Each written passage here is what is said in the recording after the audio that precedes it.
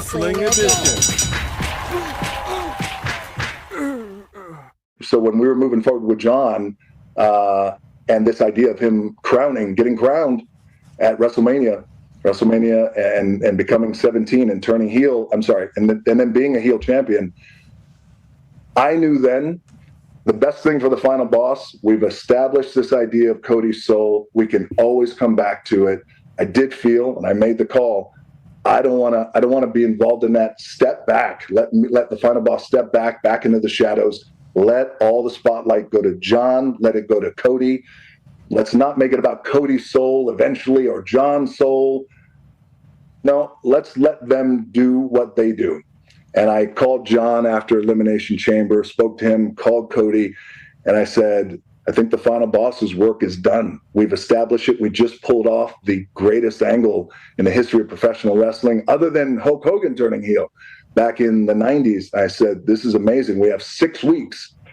Now, let's build. You guys go and crush it, and I'll be right there with you, and I'm always here if you need me, but I think it's best for the final boss not to be involved in that finish. You guys go. So they had 6 weeks to plan for that. So I love the finish of the match. I would have finessed things a little differently on how they got there, but that's just me creatively. There are a lot of minds in the room, and they know when I come to them, and them meaning Triple H and Nick and Ari as well, and I lay this out and I say, hey, here's how I really feel it should go. We can insert final boss in the end of this finish, but then where do we go? There's other commitments that I have, and I want to also be careful that we're not overstepping and leading over our skis too much here.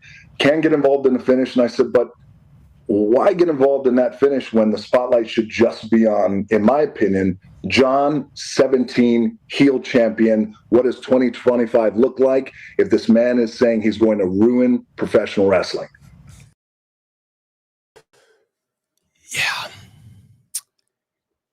Yeah. That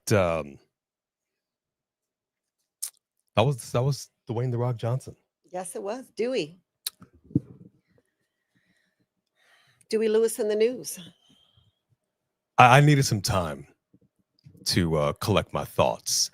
He does have some thoughts. We were live at WrestleMania 41 at the Allegiant Stadium. We were live for night 1 and night 2. And I fully expected to see The Rock at the end of night 2. I elbowed Becky. I said, here's how it's going to go. Before it actually happened, I said, the second the referee gets knocked out, the shenanigans will begin. If you smell I said, I knew it. And boom, what happened? Referee got knocked out. I got out of my seat. I got my phone. I said, let's go. Music does hit. I'm like, hold up. That doesn't sound like The Rock's music. Who that? That look a little too, you look a little too small. That ain't the Travis Scott. All right, not a problem. The pre-show. Not a problem. Because as you can see from the picture behind us, Travis Scott was intimately involved, gave Cody Rhodes a cauliflower ear, but I knew deep down inside of my heart of hearts that The Rock was going to show up. And I'm waiting. 1, 2, 3. Number 17. Okay. Music's got the hit. I'm looking at the ring. I look up at the Titantron, and then I see executive produced by, and I went, oh, no. Don't you dare tell me that this show is over. Yeah, the show was over.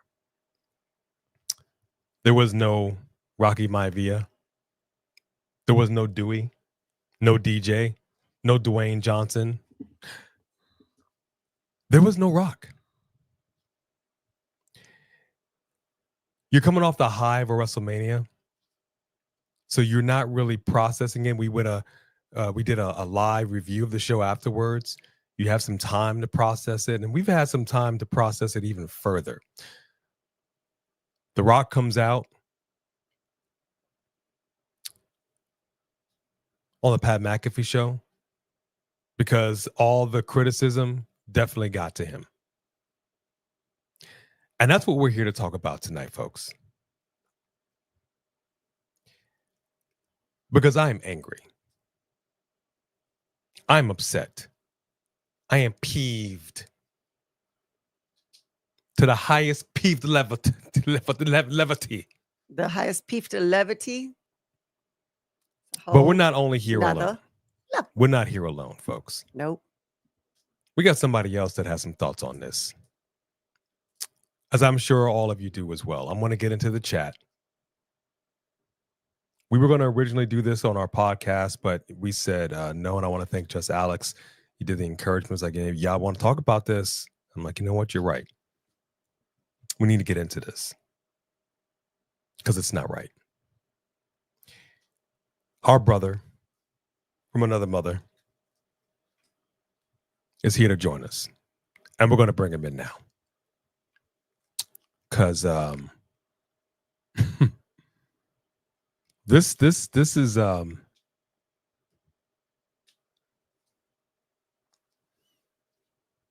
isn't right. I can't say it any other way. This isn't right. So without further ado, let me go ahead and bring in my brother from another mother. You know him as Stephen Sandridge. You know him as a wrestling historian. But you also know him as Marked by Wrestling. Ladies and gentlemen, boys and girls, children of all ages, give it up for the one and only Stephen Sandridge. What is going on, Stephen Sandridge? Oh, he's gearing up. I cracked open 2 Celsius Wisers. I hopped on my 4-wheeler. I crashed into the side of my house, and I'm ready to give thoughts when spoken to. And I crashed one of my gimmicks already. Hold on. What? Since we want to show a little due respect to legends with integrity, gonna rock the American dream on my mic tonight. This is what I'm talking about. If I was alive today, my alleged supposed son, the American Nightmare, it should have been Roman Reigns all along, but I would have finessed it a little differently, baby. Yeah, thanks for having me here. And before we're done tonight, shout out, if I forget to say it, God bless Dave LaGreca at Busted Open Radio for making my crash out look normal. Oh my gosh. And he went off. I love that man. And that whole crew. But yeah, y'all's show. I'm just your neighbor coming in to sit in your living room. So I will speak when spoken to, because I know we all got a lot, but I got timelines, I got quotes, I got pictures. I am your reference man tonight. What's up, everybody? Good to see you guys. All right. We are not going to take up a whole lot of your time. I wanted to change the background because it was a little too busy. Are there first and foremost, this is not our normal live. I want you to know I'm all about storytelling. I'm all about really being a film school graduate. I was literally taught how to build a story arc. The basic principle is beginning, middle, and end. Okay, that's just one-on-one basics. Beginning, middle, and end. What we did not have at WrestleMania was an end. What should have happened and what's really started a year ago should have concluded here at WrestleMania 41. Before I get going, we like to always give our shouts to our mod squad, to our members. Who'd we got in the house, B?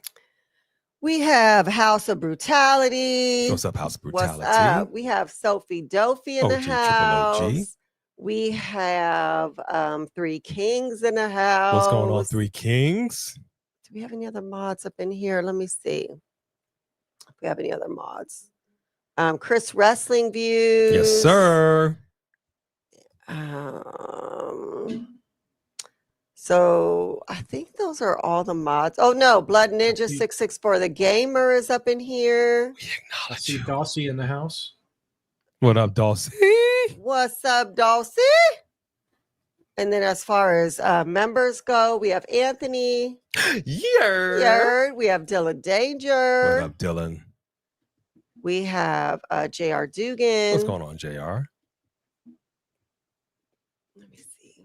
I'm getting there. I'm getting there. That's the members now? Yeah, I'm in the members now. All right, all right. Let's see. I think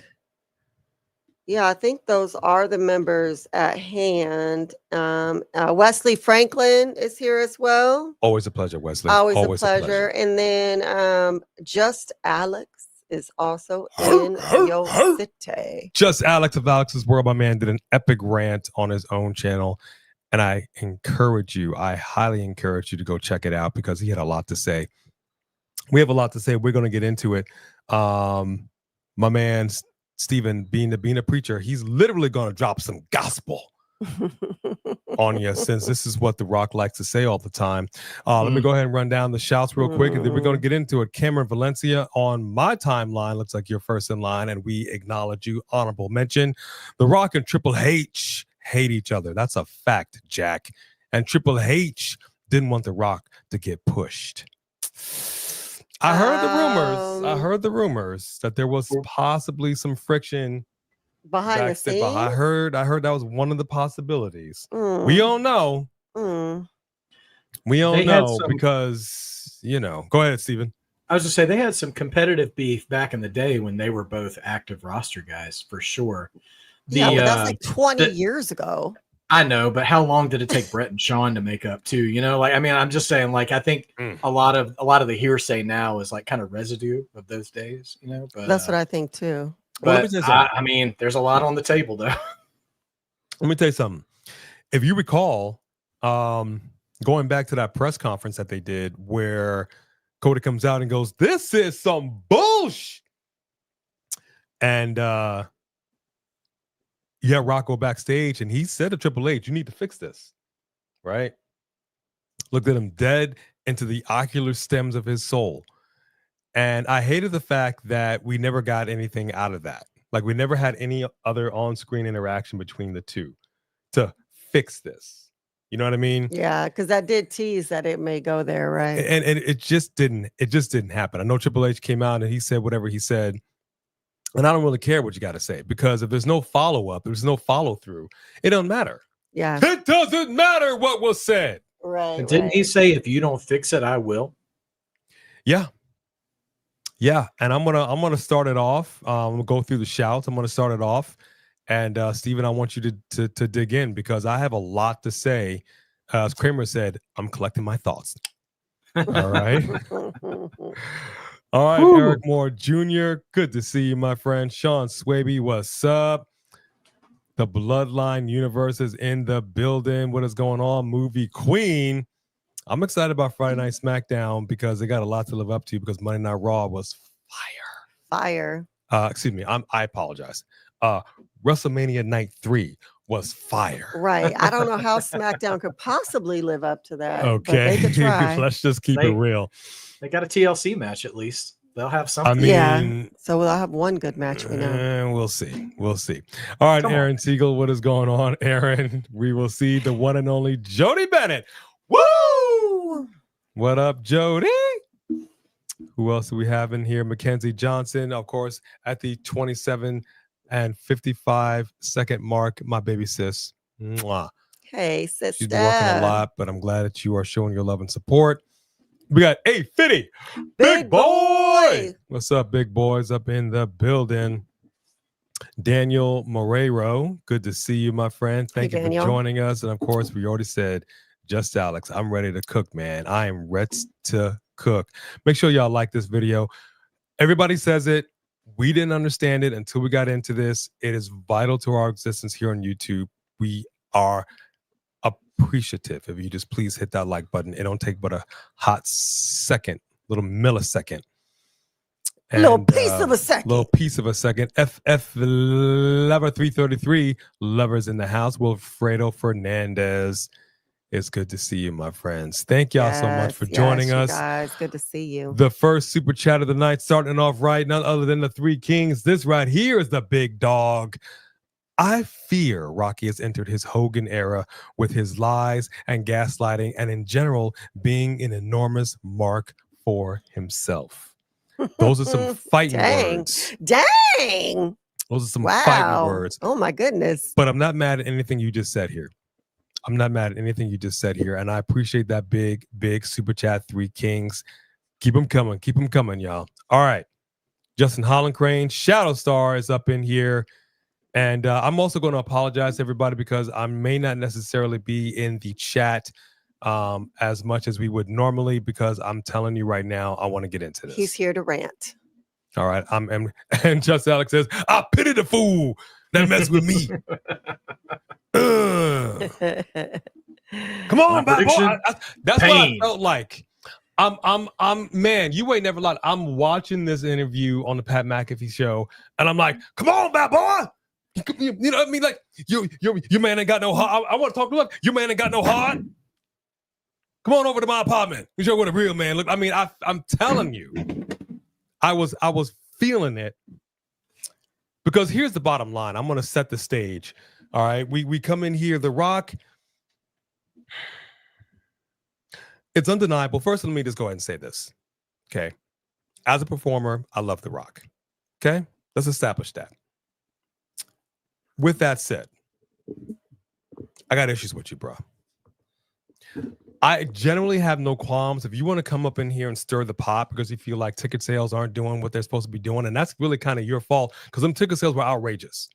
Them ticket sales were egregious. Yeah, y'all made ticket sales so ridiculously expensive, especially when you're having Friday, Saturday, Sunday, Monday, and Tuesday out there. Plus, you're paying more to go into the world entrance. Plus, you're having after parties. I mean, y'all done got greedy as hell. The Superstore, you know. And what's funny about the Superstore is that their prices were jacked up. If you went into WWE shop while you were walking around the Superstore, you can see the exact same products. Not only the regular price, cheaper than what you see in the Superstore, but you also have the discount code. So, I mean, the greed was outrageous. But I want to set the stage real quick. All right. You come in here with your grandstand and your hot dog, and you are on the board of TKO.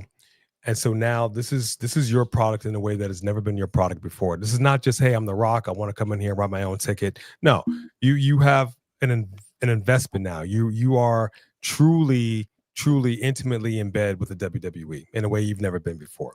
So I understand that you want to make this the best of the best.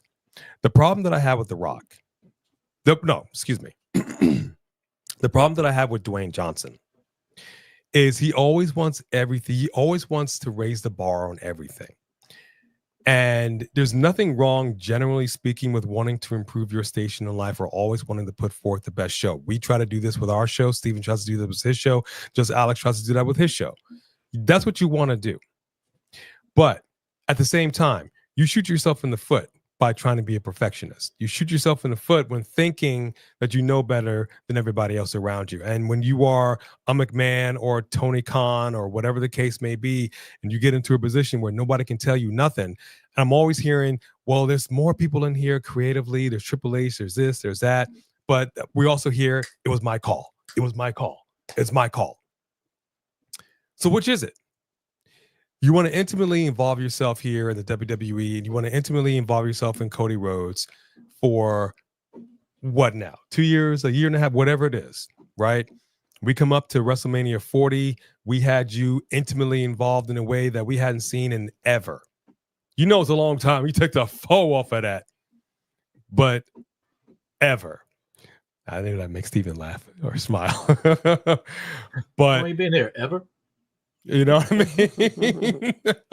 So you intimately involve yourself in something, and it carries through. And the whole thing with Cody was finish the story, finish the story, finish the story. Rock, having been in Hollywood as long as he's been in Hollywood, he's in the Producers Guild. So he understands what it means to formulate a story, not just a wrestling story, but a story. And you're bringing this talent back to the WWE to help formulate story arcs. And so we thought we got that last year. And then we fast forward a little bit. Now let's just jump. And I know, Steven, we're going to pull it back a little bit. I want to hear your notes. We come over here to 2025. You intimately involve yourself again.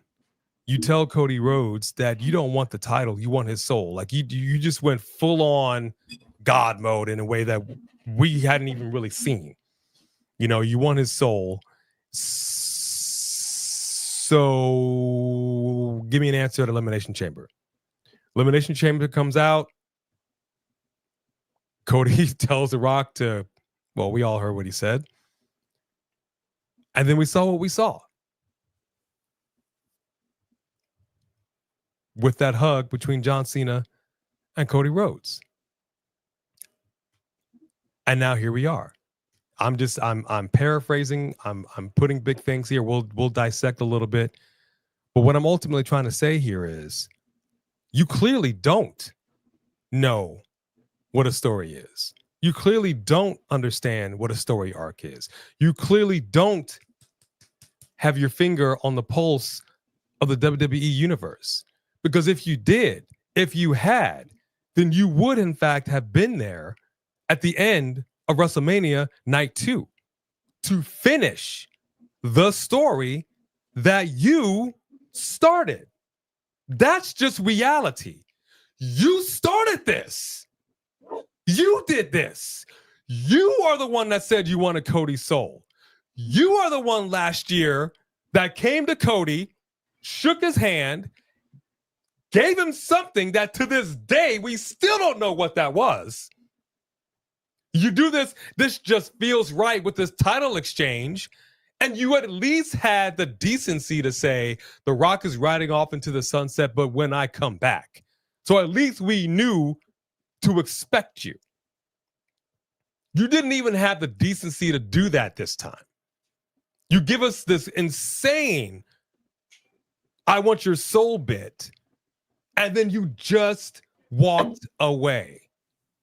And I don't know how anybody thought that having this guy and then having this guy, but not having that guy who has a Cody Soul weight belt that has Cody Rhodes' blood on it, blood on his hands. You literally have blood on your hands, sir. How anybody in creative thought that Xing out The Rock, it was my call, was a good idea for something that you started. For somebody that has been in Hollywood as long as you've been in Hollywood, for somebody that has read countless scripts, I'm flabbergasted at your ignorance. I'm flabbergasted at your gaslighting. I'm flabbergasted at the way you looked Pat McAfee in the eyes, through the camera, and all of us, and gave us the crap that we just heard at the beginning of this video. I'm flabbergasted. I've said this 1,000 times. Don't piss on my shoe and tell me that it's raining. Just don't do that. And that's exactly what happened. I yield. Who wants to go next? We could give that over to Steven. It's really we've been married a long time. I haven't seen him this mad in years. I'm glad I don't make you this mad anymore. Steven, let's go to you. I would love to hear your rant. Yeah, I've got two. One first, I'll just drop the initial bomb, and then I'll go pivot over to the other topic. I believe, maybe not even intentionally, maybe he has good intentions, but I doubt it. I think The Rock is hell-bent on sabotaging Cody Rhodes' career. I don't know if he's jealous of it, but he's got the worst wrestling booking instincts when it comes to Cody specifically. And he seems hell-bent on trying to force his way in that. And I'll come back to that in a second. This is more about good old DJ himself. So let me crack open another Celsius. Yeah. Crack it open, brother. Crack it open. the best analogy I can give to Rock's influence on storytelling or lack thereof, to your point, AJ, is his performance in the DC film Black Adam. Guys, I'm going to say some things about Black Adam. If you disagree with me, come join me on NXT next week. We'll talk about it. I can't wait there. to hear this. I can't wait to hear this. Black Adam was not a good movie. Black Adam was shiny and had action, and if you didn't look too hard, it seemed like it might be good, but it was terrible, which is kind of analogous for The Rock's wrestling career and his booking career. If you don't think about it too hard, he's a goat. If you put it under any pressure whatsoever, it starts to crumble. He went into that movie, and I'll tell you why. It's because his ego is so big. He wanted to take an anti-hero character who looks cool, but would not play the role that character actually plays in that universe. He went in. Black Adam is a nemesis to Shazam, which in wrestling terms would be like, I'm coming into WWE and I'm going to feud with the LWO. You know, like, they're good. They put on good matches, but they're never going to be top of the card. And so what does Dwyane do? He fronts himself front and center to make him a main character, which I already have issues about, like villain-centric movies anyways, and then trying to turn them into heroes, whatever. But then at the end of the day, in the post-credit scene, he forces his way into making Black Adam set up a feud with Superman, the Cody Rhodes of the DCU at that time. And he's in all the promo things, you know, it was like a Final Boss promo. The hierarchy of the DC is about to change. It sure did. It died. It died. It all died, and now it's been resurrected by James Gunn. And I'm very excited about the next Superman movie to come out. But again, that's a whole nother thing. So, you know, whatever. That is what he's doing. He cannot grasp the fact that his ego cannot manage coming in and being a bit player at this part of his career.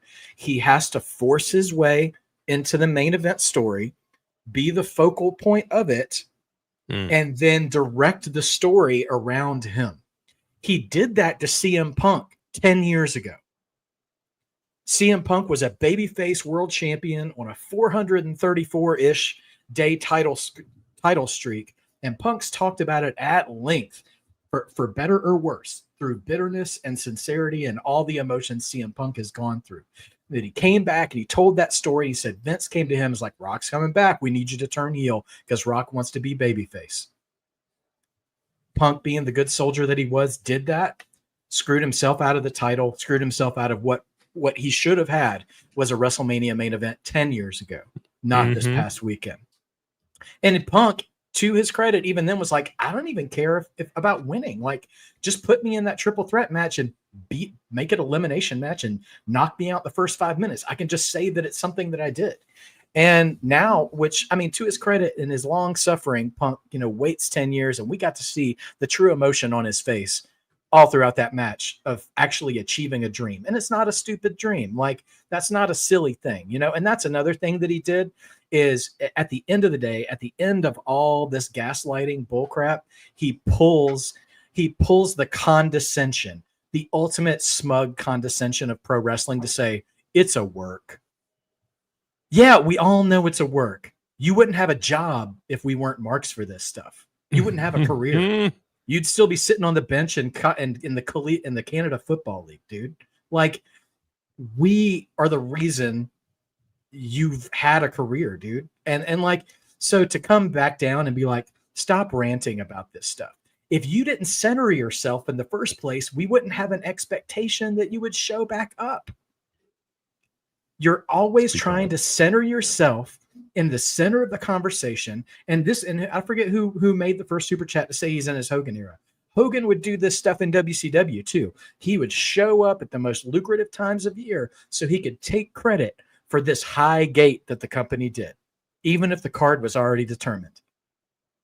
And I will say one more thing about, and I'll turn it back over to you guys because, you know, I don't want to monopolize the time. But he said that one thing on McAfee about Ari Emanuel calling him to help out with ticket sales. I'd like to drop some real information for you guys. If you guys are on Twitter, X, whatever you want to call it, there's a account there called WrestleTix, TIX. Every week, they're always posting WWE, New Japan, AEW. It's a non-biased site. They just post the arena setup for shows that are upcoming, how many tickets have been sold, how many tickets remain, how many tickets have been distributed, all this other stuff, right? 40 days before Elimination Chamber, which Rock claims Ari Emanuel called him to come show up, and he did the I Want Your Soul thing because it was to help with Elimination Chamber tickets, okay? 40 days before that show. That was before the Royal Rumble, okay? So we didn't know who was in the Elimination Chamber match. We didn't know who won the Royal Rumble. We didn't know if Cody was going to be champion. I mean, we all believed Cody was going to be champion. God bless you, Kevin Owens. You're amazing. He'll get well soon. But we didn't know, right? That show before the Royal Rumble was already 86% full. Yep. It had already distributed 26,000 tickets and had a setup of 30,000. So there were a little over 4,000 seats left. Okay, sure, room to improve. All right, February 17th. Now that's 2 weeks after the Rumble, and that is the week that all of the chamber matches are finally finalized. So we already know Jey Uso and Charlotte have won, and we finally find out what the chamber matches are going to look like. So we know Cena, Punk, McIntyre, all those guys are in that main guys match, and that winner is going to face Cody at WrestleMania. We've already put that together, and it's still 4 days before the I Want Your Soul promo appearance from The Rock. Okay, so The Rock has not intervened yet, but we do know what the Elimination Chamber match is. It now jumps to being 88% full. They have opened up more seats. They've already opened up more seats for the show. So now they have 27,544 tickets sold, but they've set up now for over 31,000 seats. Okay. So there's growth there from January 20th to February 17th. And then the last update I saw before the day of was February 24th, which is just a week later. Now to its credit, it jumped from 31,000 to 32,000. They opened up another 1,000 seats, and they jumped from 27,000 tickets distributed to 29,000. But here's the thing. Jumping between those three dates, there was larger growth without The Rock than there was with The Rock. Ultimately, they had a banger show, okay? I mean, they sold like 38,000 seats eventually, but that's because they kept opening up seats. So like the proportion of how many seats were sold based on what was available, they were doing a better job without The Rock than they were with The Rock. And so I'm not saying that The Rock didn't have an impact on ticket sales. He obviously did. Okay. I'm not stupid, and I'm not that vindictive to make that up, but it didn't appear, unless they're just that greedy, which they might be. Okay. We've talked about ticket prices already. They might be. There's not a lot of evidence that they were hurting for ticket sales. So for Rock to come in at that point. And The Rock also, someone on Instagram, I don't know who, where, but they're quoting Dave Meltzer saying, like, say it ain't so, Rock, that you're not going to be, they're saying you're not going to be at WrestleMania. And what's his response? Don't believe that BS. And then wants to act like we're the fools for expecting him to be there, when he's saying dirt sheet writers are lying when they say he's not going to be there. I get that you want to maybe keep it a secret, but don't try to turn around and act like we're unreasonable for expecting you to be there. And again, I've said this so many times till I'm blue in the face, dude. He seems obsessed with constantly getting over on Cody and will not do business back with Cody. And I'm sick of that. I'm so sick of that. Cody has earned his right to be where he is in the company. Look at the ticket sales, listen to the pops, look at the merch sales. So what if he's not your cup of tea? Like, and I'm not telling you that you guys have to love him or be his fans or, you know, any of that kind of stuff. But Rock, your time has been done. I don't want to see The Rock in the ring ever again. He can He can hang out, he can do the business deals, he can schmooze the execs and all that stuff. But I'm so sick of him being on Pat McAfee saying, "Oh, don't forget about that soul thing. We're not done with that," and still hinting that Cody's still going to turn heel at some point. I'm like, dude, enough. You're a bad storyteller, and you can't let your ego get out of the way. At least Triple H would do face plants inside of hog pen matches. At least Triple H would get a fool made of himself in feuds. Yeah, he had reigns of terror too. I hated a lot of Triple H's run as a wrestler as well. But this is ridiculous. It's ridiculous, man. And like I'm so done with him as an on-screen character. I don't want to see him come back and try to force feed his Cody soul-selling narrative anymore. If you couldn't tie a bow on that, or at least create the next chapter of that at the biggest show of the year. Tom Brady doesn't no-show the Super Bowl. LeBron James, I mean, you know, you can make jokes. Don't show up in the NBA Finals. Get me started on Michael Jordan, Michael Jeffrey Jordan. That Michael Jeffrey Jordan never no-showed an NBA Finals. Thank you very much. Thank you very much. He showed up to play. He showed up in game shape, and he was ready to go. Nah, you can't no-show the biggest show of the year if you're trying to set all that up.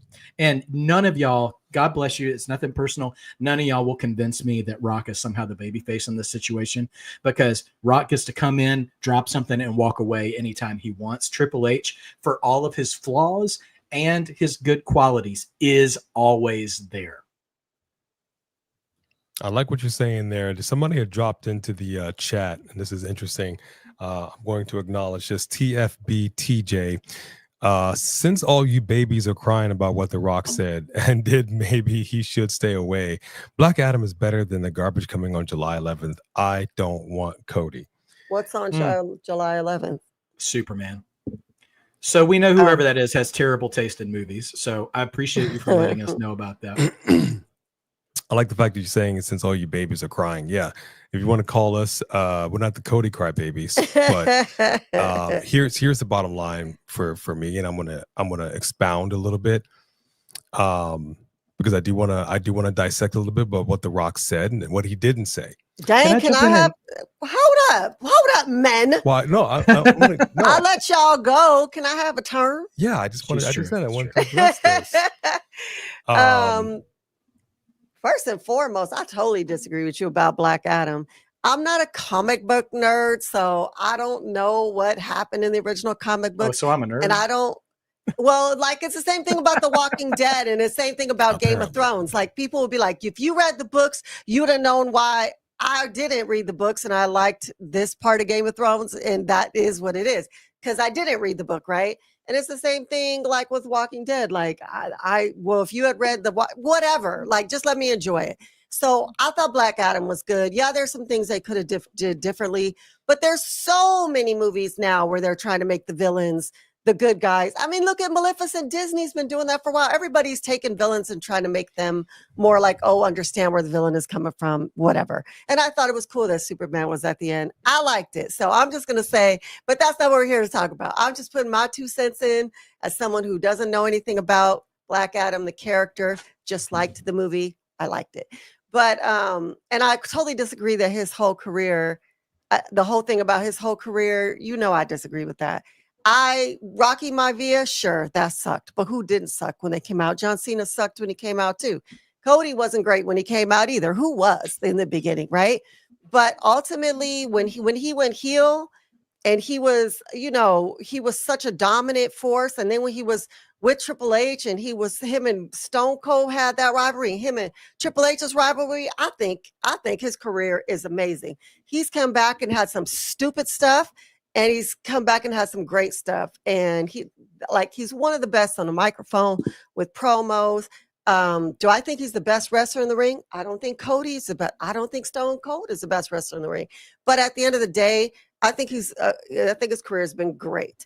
So that's my 2 cents as a huge person who is a Rock fan, who has always been a Rock fan, and was really buying what he was selling about taking us for a ride all the way up until, like everybody else, he gave us the scene He turned the heat up, this boiling over, and we're like, whoo, this is gonna be tasty. And then apparently he said, all right, that's the end of my story. That's the end of your story. That's like Thanos going, you know what, Rowan, I use Rowan for this, and then I'm gonna let Rowan take over. That's the end of the story. No, it's Thanos' story. If you didn't want to be a part of the heel turn for Cena, you didn't need to be. He could have did that without you. I actually think if you knew that you were going to end there, it was selfish of you to use that to end your story.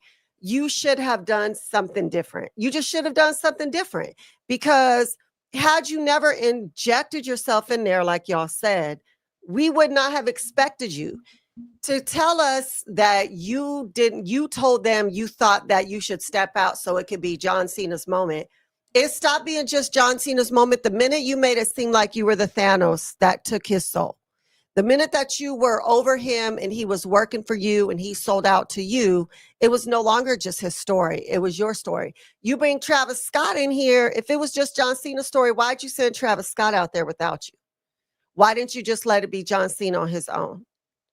So at the end of the day, and we all heard that part, which is what I think is really funny, when he said, I liked the finish, the final finish, the match. How can I say it without saying it sucked? I would have did things differently. Yeah, the match sucked. It sucked. I walked out during the match, y'all. She did. She did. So basically, Travis Scott didn't need to be there if it wasn't part of your story still, because Travis Scott was your dude. So that doesn't make any sense. You're not making sense, bro. And for me being the big fan that I am, y'all know, if y'all have seen my reactions to The Rock, y'all know what kind of fan I am of The Rock. This is foul. This was foul. You need to just say you were wrong. You need to say that your other commitments were more important and you shouldn't have injected yourself into the story. That is what it is. And the hate that you're getting is deserved. I'm not going to say it has to do with your whole career and your Black Adam, but some people already felt that way about you. I didn't, and it doesn't change how I feel about everything else. But in this particular case, that sucked. And I feel like you should just stay behind the scenes at this point, because the reality is you're not getting any smaller as a star. You're not going to be involved in less movies and less XFL and less anything. All that you're doing, it's not going away. You don't have time for it. The difference between Triple H and The Rock, for people who want to blame Triple H, first of all, The Rock can come in whenever he wants to. The Triple H will never, ever, ever tell him no. It's The Rock. Triple H, this is his life. His whole life revolves around this. He's not trying to be Hollywood. He's not trying to do anything else but bring us content. This is what Stephanie does. This is what John Cena is, a part-timer. I think it was weird that he needed to come back and do a retirement tour when you really retired a really long time ago. And then, like we said, we didn't love that Cody kind of carried most of this on his own. I do like what they're doing with Randy Orton, and obviously we're going to see him more. So I hope that it's going to be more entertaining than WrestleMania was, because that was not entertaining. But at the end of the day, I think I'm actually at the point too, Rock, where I don't want to see you in the ring anymore either. You done jaded it. With the John Cena didn't ruin wrestling by itself. You did it with him on this storyline. And for the price that we paid for these tickets. And here's the thing about ticket sales. I say this every time, and I completely believe I'm right. You cannot gauge ticket sales by that website or anybody else without knowing how many tickets were bought by SeatGeek, without knowing how many tickets were bought by Vivid Tickets, and all the other wholesale ticket people who are buying up hundreds and hundreds and hundreds of thousands of tickets themselves to resell on the internet. And as we're getting close to the show, you could go on any of those sites and there was no shortage of tickets that were on there, and they were actually dropping their prices, which is why our tickets could not be resold and became less and less valuable as we got closer and closer. And there was no talk of The Rock and not enough John Cena, because the show just didn't have a good build. That's my 2 cents. I know y'all have more to say. That's really all I have to say. Oh, you have a lot more to say. I promise you that. Well, I'll probably have more to say to rebut against y'all, but that was just so. As the Rock lover who's pissed off at him right now, that's my 2 cents. But y'all could go ahead and do your thing. Well, if I can jump in real yeah, quick. please. I mean, yeah, Becky, come on, man. You can love Black Adam all you want. That's fine for us to disagree on that. But to your point, you're like, I just want to sit there and enjoy it, right? And maybe I'm critiquing it a little too specifically. So you are ascribing. I'm forgive me for kind of like trying to make my point by putting words in your mouth a little bit. I don't really mean to, but like that is the movie version of shut up and go on the ride the Rock's taking you on. Yeah, and it's a good ride because I didn't like the last movie. What movie did we just see? The Marvel one, not the Rock. What was that? The movie we just saw that was the Captain America. The Captain America. I didn't like that movie. I don't like all movies just because I didn't like that movie. It didn't take me on a ride. I felt like Black Adam took me on a ride. So well, I mean the Captain America movie had a lot of rewrites. So did this story. Yeah, this wrestling story, and like, so like I don't I don't want to get too contentious with people, but I'll just say into the chat like, if you feel like trying to get condescending and personal with me, I'm not afraid to fire back at you on this. So please just be civil and I'll be civil back. But this mentality of coming in because of who I was and messing with a recipe that already has cooks in the kitchen is going to hurt wrestling. Yep. And either you love wrestling or you love what wrestling does for you. And I mean, there's probably other things too, but I'm not interested. And I know he won't take accountability. I mean, because he had an opportunity to with Pat McAfee to say, I'm sorry I disappointed the fans who were expecting me to be there. Like there wasn't even there wasn't even a hint of remorse or anything like that. And if it's almost as if he admits that he was wrong or he did something out of self-interest, then he's not going to justifiably be able to slap his little forearm when he comes out the next time and pretend that he loves the fans. And like I'm just so like it's silly. And like the Cena thing, the Cena thing, he didn't even need to, he didn't have to be there, because there's nothing was explained to us at all that actually tied the Rock's motivations to Cena's heel turn. Like Cena already had a title shot. Cena already felt all the things that he felt about the fans when he does it, when he turns heel. Like all of his promos, which are good, to the crowd, even though the crowd was not buying it for the most part, which is a whole nother podcast. But like all the you people stuff he does has nothing to do with The Rock. So Rock didn't even have to have that I want your soul appearance at all. Like Cena could have just won that match. Yeah. Cody came right in the ring after that match, right? And they're in the ring together. He still could have kicked him in the nuts. And we're still off to the races. And then people wouldn't have expected Rock to be a part of it. And like, that's the thing, is that he so obviously knows, because I'm not saying he's stupid. I know that he knows the way he was involved in the build, that people had to be anticipating him being there.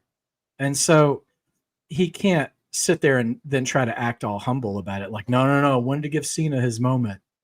I'm like, stop it, dude. Stop acting like you've got the moral high ground now at this point. You know what you did to that crowd.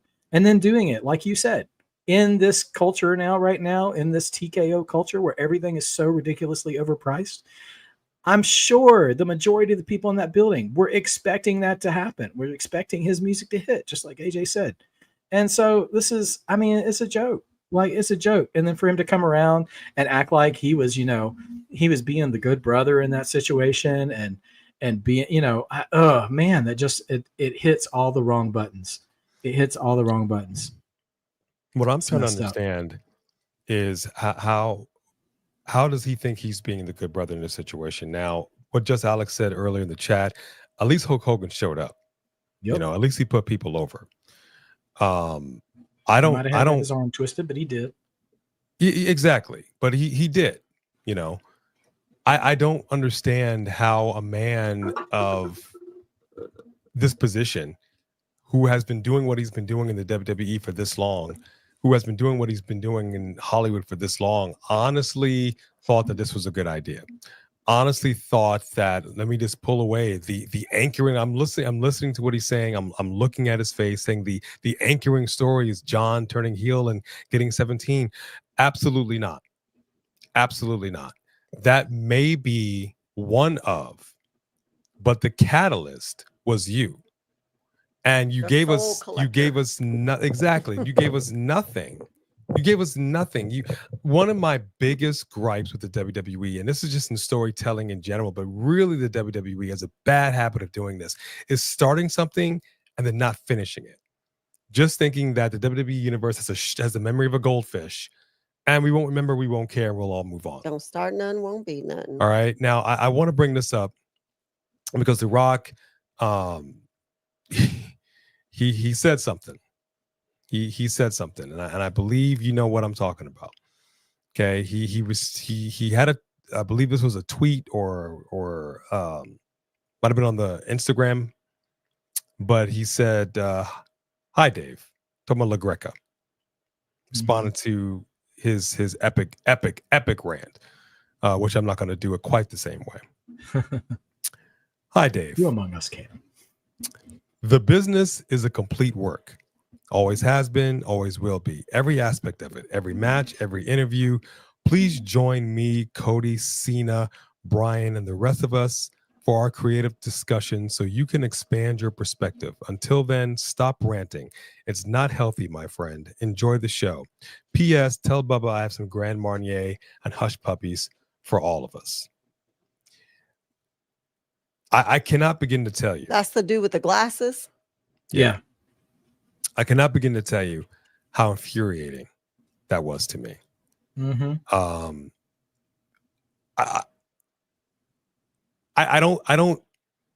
I don't fully think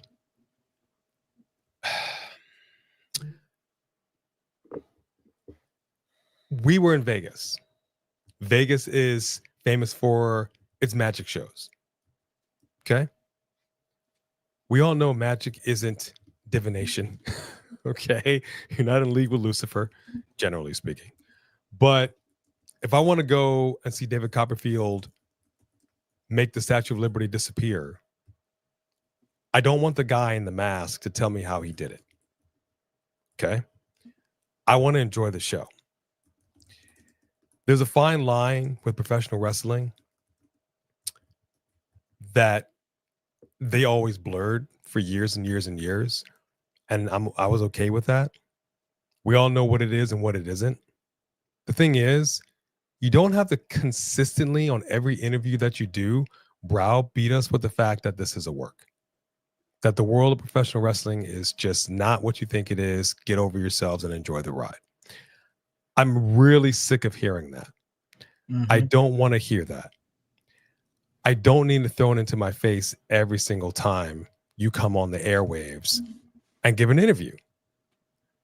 It's unnecessary because you're also taking away from the very things that these performers are doing.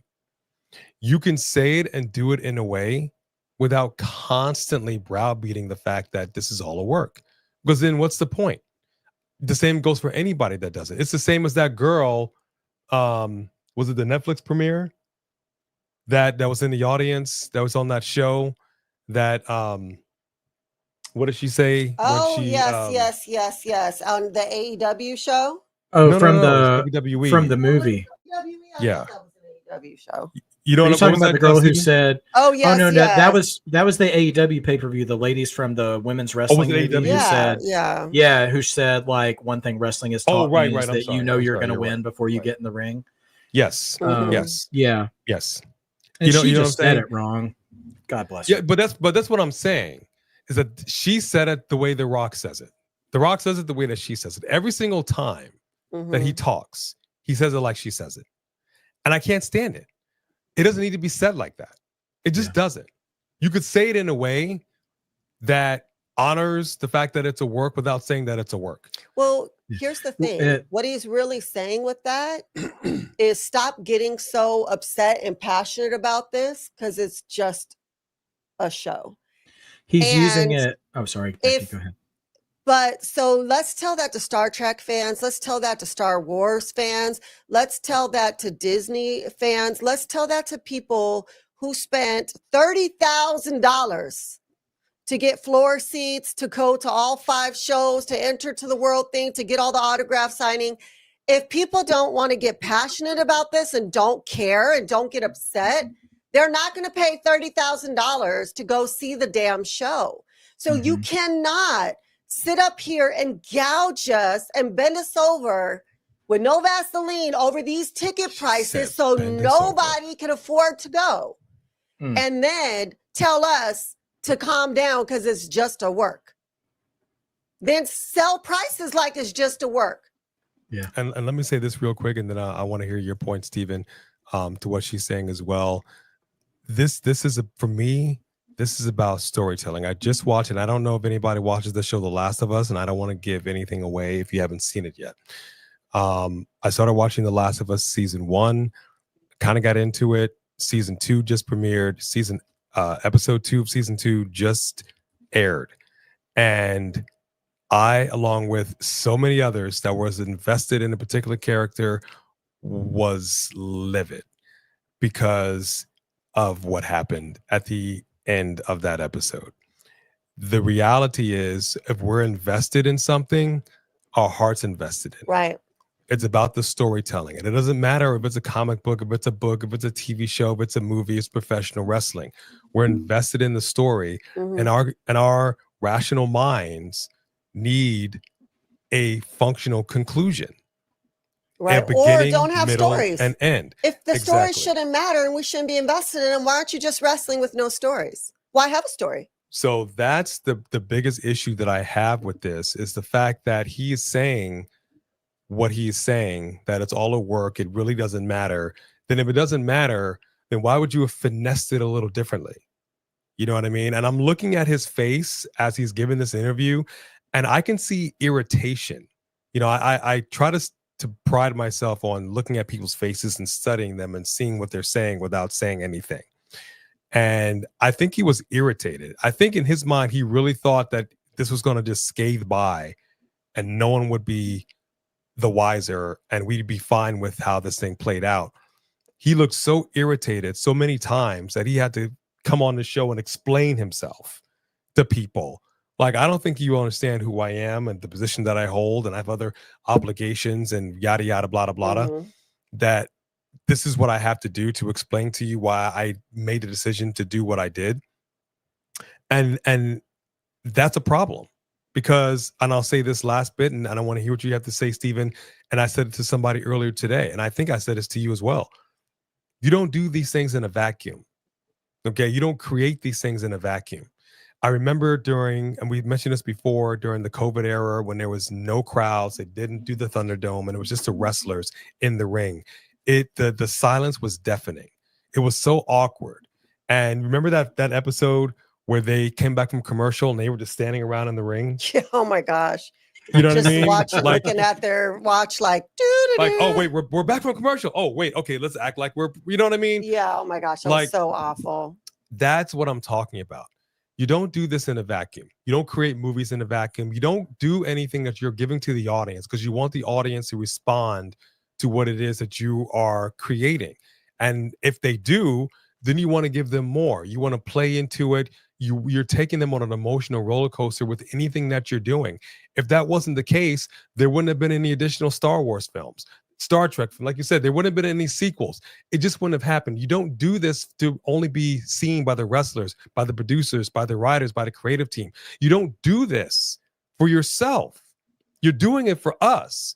Now, like this show, this is our show. Just Alex is his show. Marked by Wrestling is your show. You've got to do your show the way you want to do your show. But at the same time, you've got to understand that you have an audience and you've got to pivot a little bit and tweak some things if the audience isn't connecting with what it is that you're doing. You've got to acknowledge that. And we've seen that in WWE when things were going bad and the entire McMahon family came out there and said, hey, we haven't been doing a very good job for you. And clearly we care now because it's affecting our hip pocket. Right. We didn't give a damn before, but now that our bottom line has been affected, let's go out here and let's say what we're going to say. You know what I mean? So you're not doing this in a vacuum. You're doing this for us. And you gave us this story. And I expect you to finish it. And it reminded me of this film. And I think I mentioned this before with I Am Legend. For those that don't know, I Am Legend has an alternate ending. We saw this years ago. I didn't know it had an alternate ending. When I watched I Am Legend and I watched the ending to that film, I said, what the hell was that? That didn't make any sense. Like somebody had this long thread of red yarn, you clipped it, and you just decided to attach a blue thread to that. And this is going to finish the story out of nowhere. And then we had an old friend of ours who said, did you know it had an alternate ending? I said, no. And he let us borrow it. And we watched it. And we said, wait a minute. That's the real ending. That was the original ending to this film. Why would you take it? That was the actual good ending. What creative person decided that what you released theatrically was the way to go? It didn't make any sense. Probably So the if same you're going people to who made do Black it, Adam. It has to make sense. And the ending of WrestleMania 41, Night 2, did not make sense. And that, if it was truly The Rock's call, is 100% The Rock's fault. How about that? Lay it on me, Steven. Yeah. So falling on the lazy excuse of it's a work is just a conversational trap door to get out of a conversation, being that comes from a narcissistic personality. I mean, Rock is being totally narcissistic and gaslighting by trying to do that to Dave. Like WWE, like shows like Busted Open are one of the reasons there's such heavy investment in products like WWE. And we wouldn't have both, and the whole stop ranting, it's not healthy, enjoy the show is just a sweeter way of shut up and enjoy the ride that Drunken Rock said when he showed up to NXT. He cannot stand to be criticized. Well, guess what, everybody? Bad products get criticized.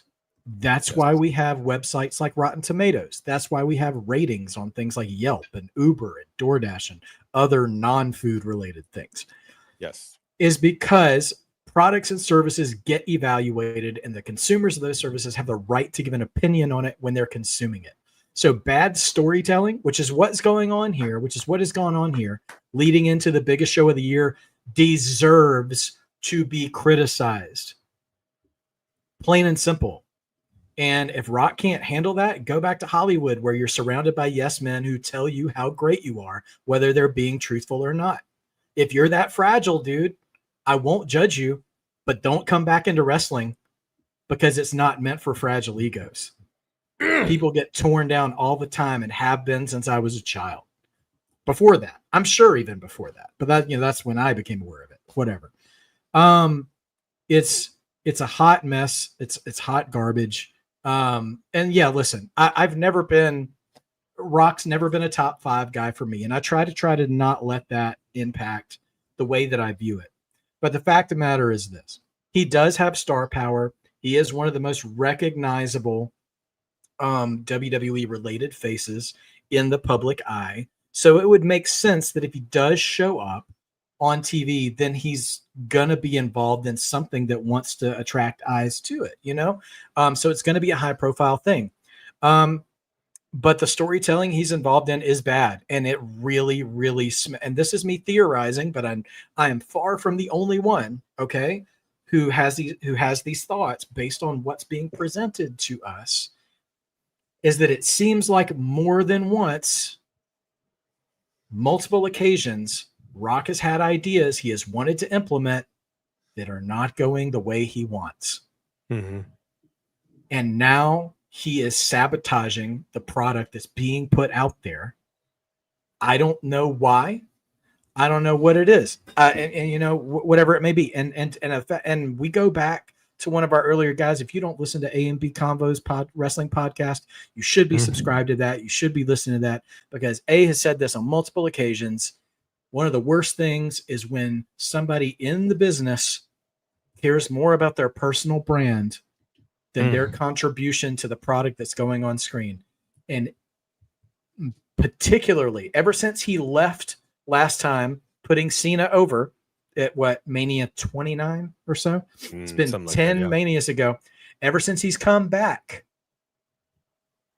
everything that he's done on screen has been in his best public interest. Yep. He's not done a thing that could even threaten to damage his box office brand off TV. He has repeatedly gone over on the current face of the company. No disrespect to Roman Reigns. I'm not saying Cody is the sole face of the company, but he was the champion. He was the big pop guy. He was the big merch mover. And he was, and again, I'm not shading Roman. I'm not shading Roman, I promise. He never left, you know, like he didn't take time off, you know, and he maybe he's about to now. I don't know. But he was the consistent, he was the Bret Hart, you know.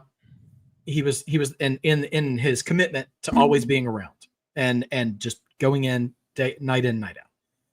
And so Rock shows up, and as CM Punk said about Hangman Page in his epic rant once, you come in and you middle your top babyface.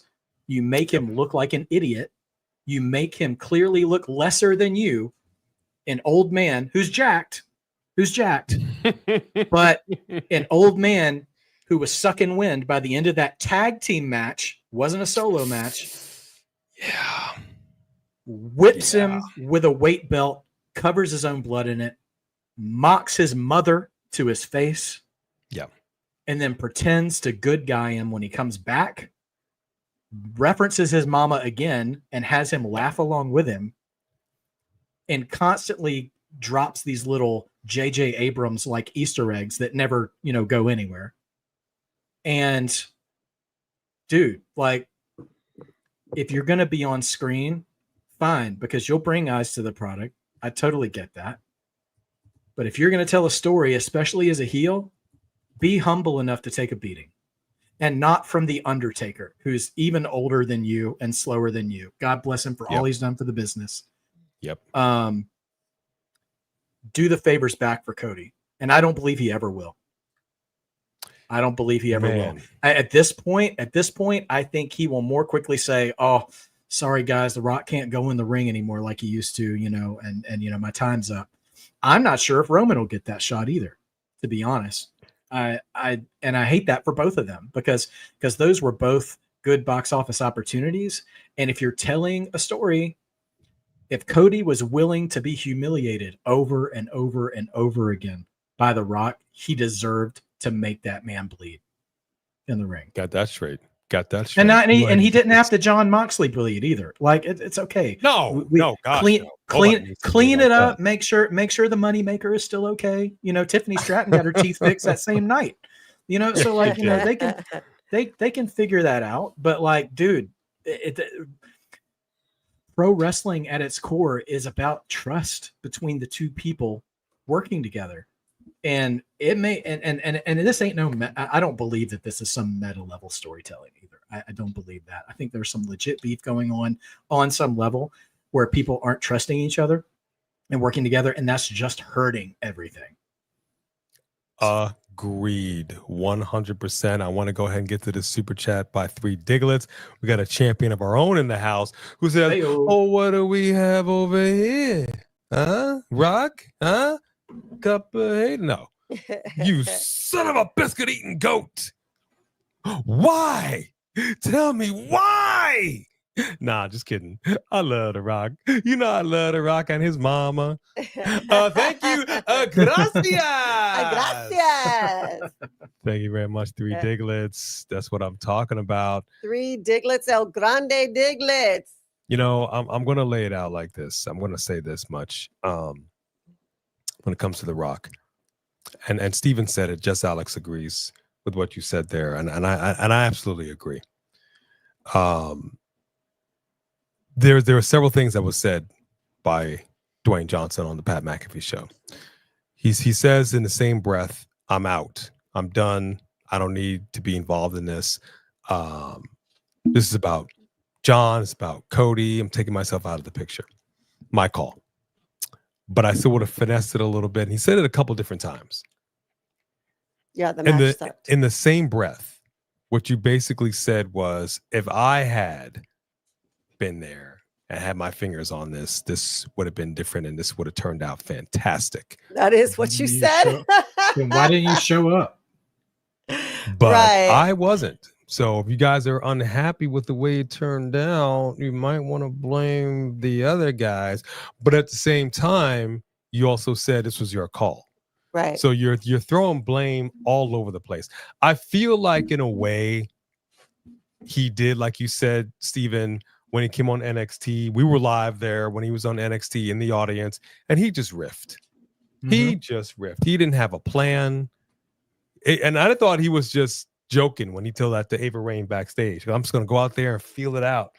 I'm like, all right, no problem. He's got it written on his wrist. He's got something jotted down. No, he just went out there and riffed.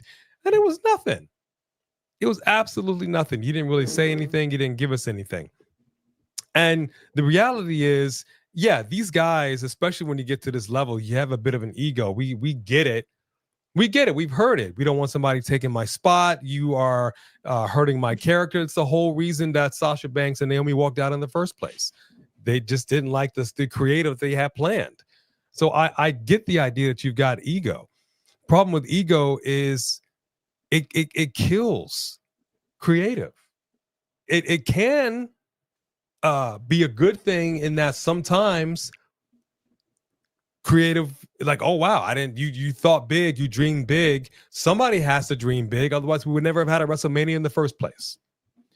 But your ego can't get in the way of creative. Your ego can't get in the way of doing what's best for business.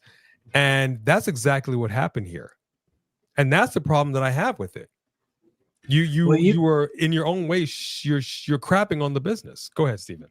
Even in that same Pat McAfee interview, in the same segment, he said, yeah, the final boss's work is done. And then he's like, oh, we're going to revisit that soul thing down the road. Well, which is it, dude? Are you done or are you coming back? You don't know. Exactly. You don't know the answer to that question. That's why Exactly. I'm not going to sit and listen to you tell people to strap in for the ride anymore. And if anybody thinks I'm like standing for Triple H can shut up with this don't be a critic, just be a fan garbage too. If you put on a bad product, you're going to get criticized. I am a fan. That's why I criticize, because I want it to be better. That's why criticize AEW. Yeah, exactly. That's why I criticize AEW, is because I want it to be better, because them existing and doing well is good for the wrestling industry. And if they're doing hot garbage, then they need to fix that. And how else are they going to know it needs fixing if their people don't tell them it needs fixing? And that's another reason why I didn't feel like he really knew what he was going to say or knew how he was going to say it. Why, if this is saying Cody, you had a weight belt. You literally had a weight belt that says Cody Soul with his daddy's date on there. His dad's death date on it. On that weight death belt. Date. Okay. His blood stained on that belt. Why then would you do that? Decide not to show up, and then in this interview say we can still get back to that. Why would we get back to that? If you were done, what's there to get back to? It's over. There's no soul to be sold. John Cena did it. He sold it. And we didn't get an explanation for that. So what are we getting back to? Okay, so what I got out of that was, I got something different out of that. I got out of that he was saying that his part in this story with John Cena and Cody was done, but that he may revisit it later, because he did mention that he would think that Cody could have an epic heel run later down the road. So maybe he's saying he could bring that back full circle at that point, but that he was done with this part because he felt like he brought them two together and now he's done. But that's stupid, because the way you brought them together, you were the arc of the story. So it doesn't make sense. Yeah, I don't think he's given up that easily on trying to turn Cody heel. And let me just say real quick too, like, eventually Cody absolutely will have a heel turn, which will be great. And forgive me if I step on toes with this, but like, it don't need to be anytime soon. The fans in Las No, it Vegas, doesn't. aside from these two beautiful people sharing this screen with me, not including them, were incredibly wrong in who they were cheering and who they weren't at WrestleMania. Mm-hmm. Like, John Cena is not trying to do the work of his life for you to cheer him and chant, "We are sorry. We're sorry, Cena." I'm like, dude, you're ruining this whole story Yeah, by they're being so marked stupid. Yeah. for yourselves. And like, Yeah, no, so Cody, dumb. I said this online a few days ago. It's like some wrestling fans, and I'm not even thinking of anybody when I say this. Some people's answer for everything is, what would be cool? Turn them heel.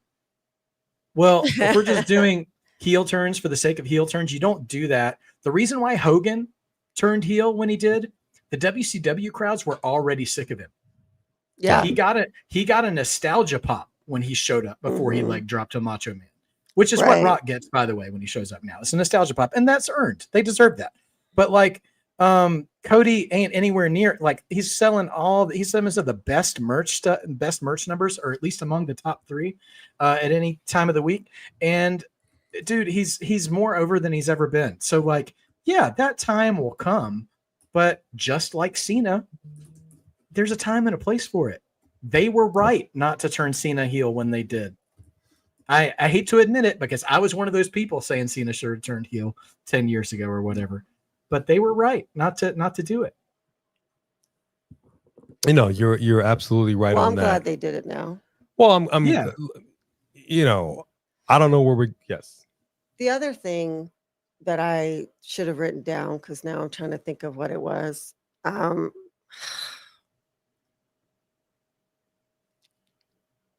ahead, It'll and then I'll come to you. remember in the middle. Well, let of me your get this super statement. chat right here by Ridiculous, who says, "You know why this makes me sad? Because we might never see Rock again. And if we do, it'll be just the things we've been seeing from him." And I hear you, and I acknowledge that, and I don't really disagree with that. We had a story that was supposed to be going forward with The Rock versus Roman Reigns. That was what I was going to say. Okay, there we go. That's exactly what I was going to say. Here's the reality. The reality is we all wanted to see The Rock versus Roman. We did. And the Cody crybaby thing was a real thing. And Cody and Roman could have happened this year, and The Rock and Roman could have happened last year. The issue is that they had creative, Triple H, had Cody win the Royal Rumble when you know that you were trying to do Roman and Rock the year before and it couldn't happen. Maybe that's The Rock's fault. I'm sure it was The Rock's fault. But at the point where you knew it was supposed to be Rock and Roman, why the hell did you give Cody the Royal Rumble and have him choose to finish the story knowing that Rock was going to come back and you'd have to, that was not The Rock's fault on my end. I know how you feel about it, Steven, but everybody wanted the Roman versus The Rock, which is why everybody got so excited when that pop happened. But the mistake of giving Cody the Rumble and making it seem like he was going to get his match and then saying, okay, never mind the match, that was stupid. And that was why the Cody crybabies made that. And had we had that match, we probably wouldn't be having this conversation. So now we may never even get Roman and Rock, which also sucks. To be fair to that, if they had sabotaged Cody 2 years in a row, his career may have never recovered.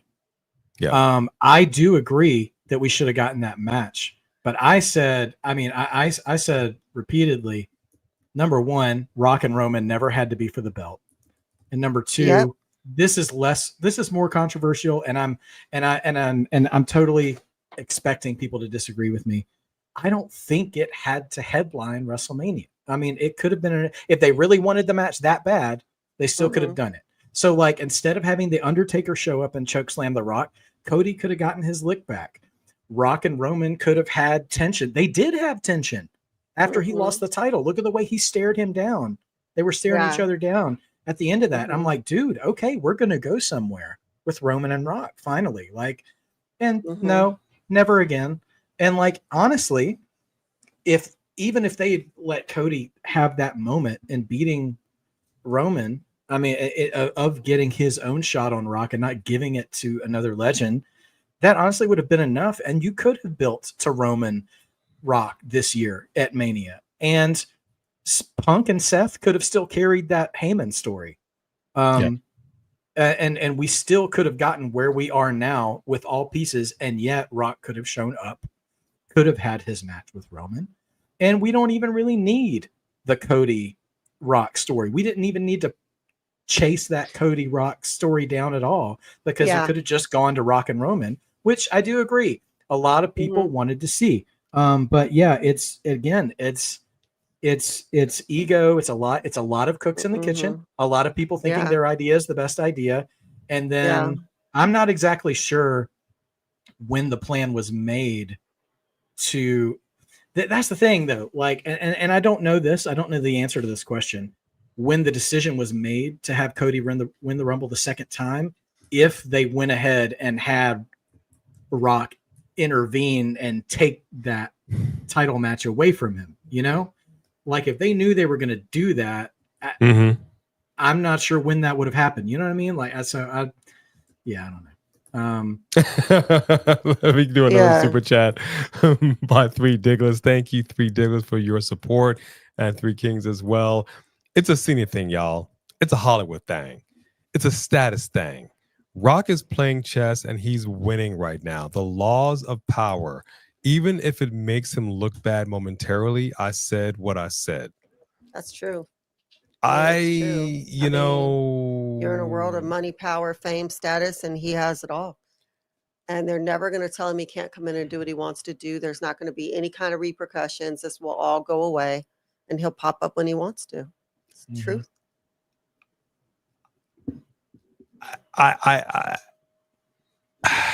That's a tough call for me. I hear exactly what you're saying. I agree with both of what you just said in regard to you agreeing with this statement. I think that's true to a point. There's one thing that's bigger than a creative star power, and that is money. It is always about the money. And if the bottom line is starting to be affected, then changes will be made. That's just the reality. Yeah. So it doesn't really matter how big of a star you are. It doesn't matter if you're on the board of TKO. If your involvement in this is hurting the product and it's hurting the bottom line and it is hurting creative to the point where fans are no longer invested in this and we are turning off and tuning out, they're going to make some changes. I promise you they will make some changes. This isn't the McMahon era. And this is not a sole Rock decision on all of creative. But if the bottom line is affected in a way that now we need to take a good, long, hard look at what the heck that we're doing, changes will be made. And that's the thing that I have to look at right now, where as a fan, we've been through some lean years in the WWE. We've been through Bastion Booger. You know, we've been through some craziness in the WWE. And we're Business. still here. Yeah. You know, we're fans, we care, we're passionate because we love the business. But I gotta tell you, man, I absolutely insist, and I've said this earlier, and I'm gonna say it till the cows come home. I absolutely insist. You gotta show a little more respect to the fans when it comes to stuff like this. We paid a lot of money to see you, and we didn't see you. Yes, Steve, go ahead. Yeah, sorry, I didn't mean to interrupt. I just want to, also point out too that like I get the feeling that I'm putting this perception on myself that I'm just dumping a lot on The Rock. But part of that is it's about the storytelling, and particularly the storytelling that he's involved in. Because looking at this WrestleMania, there's so many that I know a lot of people, probably the way night 2 ended, have taken their feelings from that and painted it on the entire WrestleMania card. This was actually a really good Mania. There were a few, if you look at every WrestleMania and every WrestleMania card, on every WrestleMania card, there's matches that probably should have been on Raw if Raw was a thing yet. There are, big A story matches. And there are show stealers. And if you're lucky, you get one, maybe sometimes two all-timer candidates. Yeah. And we got some all-timer candidates at this Mania.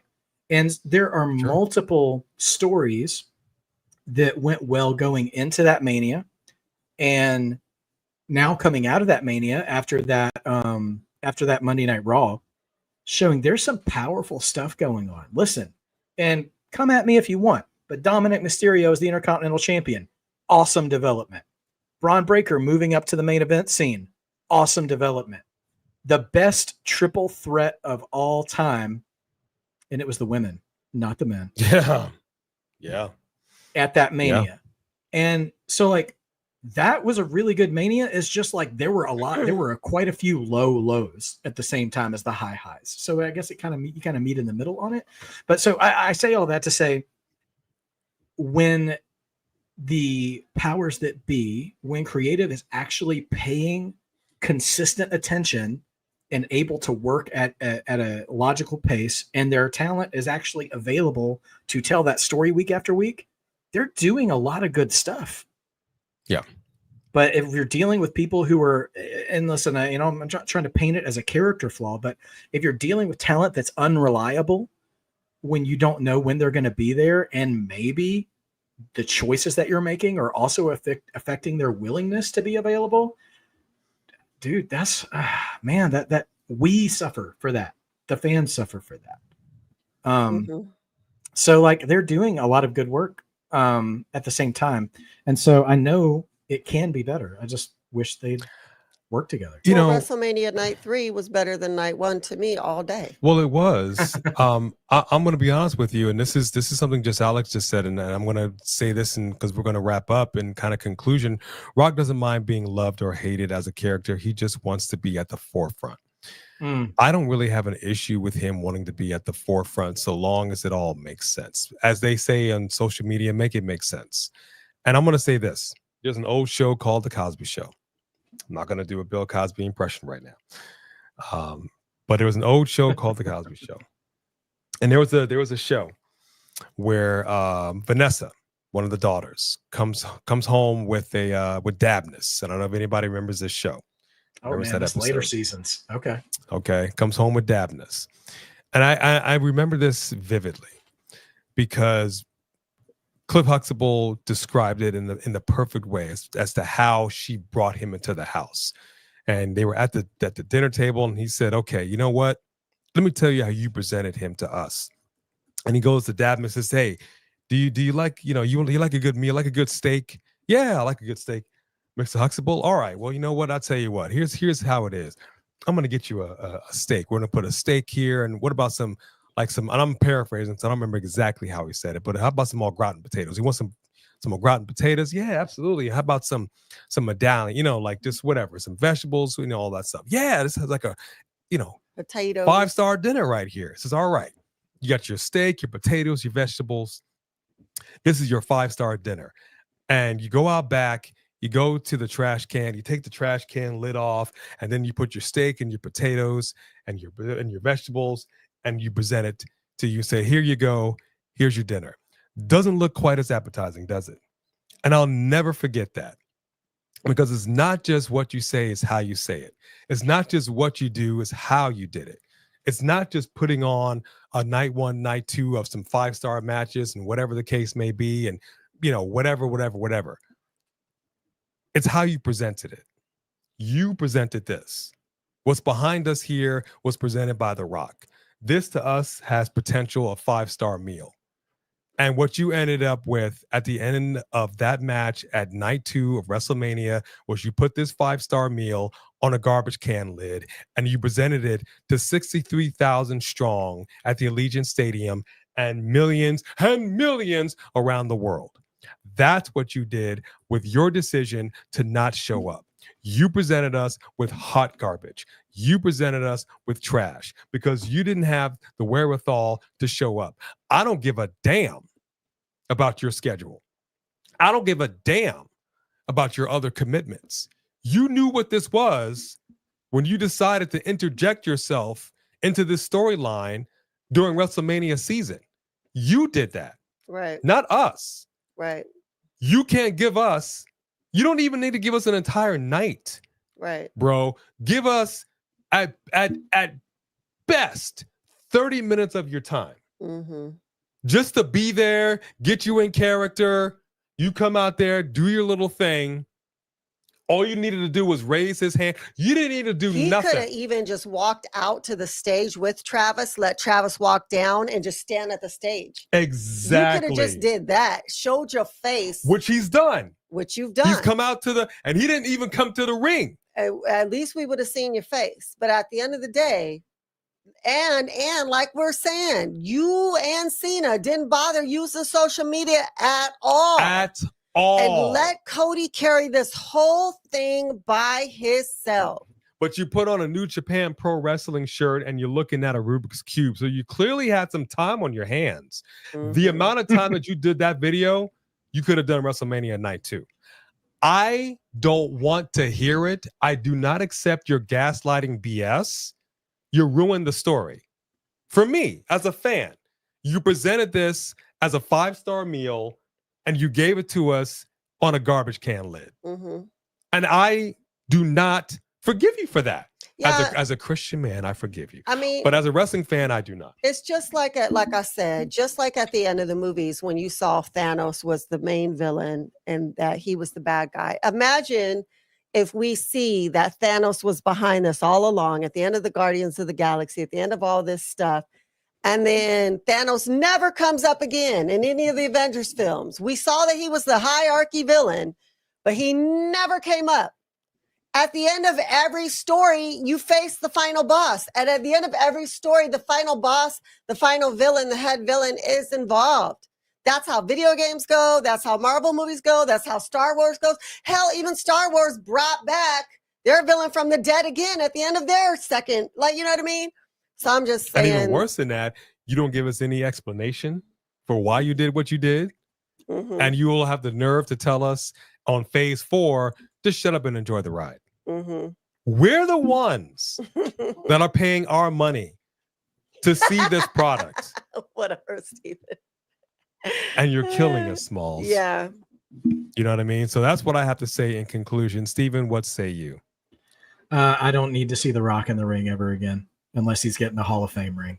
I mean, listen, he's put in a whole lot of work. He's done a lot of good to make wrestling better over the course of his career, but he is more of a liability than an asset to on-screen storytelling.